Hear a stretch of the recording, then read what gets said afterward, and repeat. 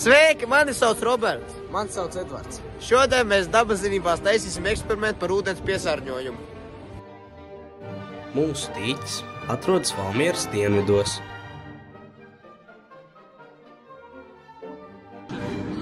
Stikla šķiedrā.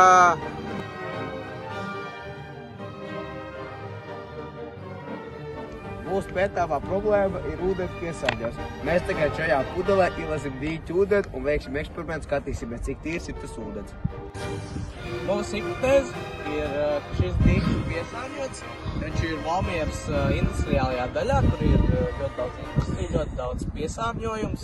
Te mums tepat blakus ir kokapstrāde, tur netālu aiz mums ir stikla šķiedra, un te ir autoskola, un aiz autoskolas ir remonts, kur labo smagās mašīnas. Tagad mēs mērīsim ūdens temperatūru un gaisa temperatūru.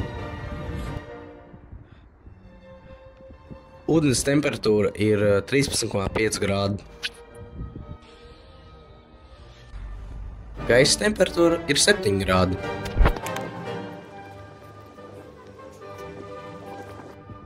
Re, kur mums ir dīķu ūdens. Mēs tagad mēram cietumu. Kā var redzēt, cietība ūdenim ir starp 40 un 80. Un tagad mēs mērīsim nitrāta un nitrīda daudzumu. Kā var redzēt pēc krāsas intensitātes, var redzēt, ka nitrāts ir kaut kur starp 15 mg litrā un nitrīts ir kaut kur starp 0,75 mg litrā. Mēs tagad mērīsim ūdeņraža sulfīta daudzumu. Ūdeņraža sulfīta daudzums ir apmēram 20 mg litrā.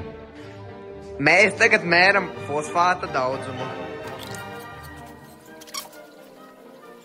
Var konstatēt, ka pēc krāsas izmaiņas fosfāta daudzums ūdenī ir 0 daļiņas uz miljardu.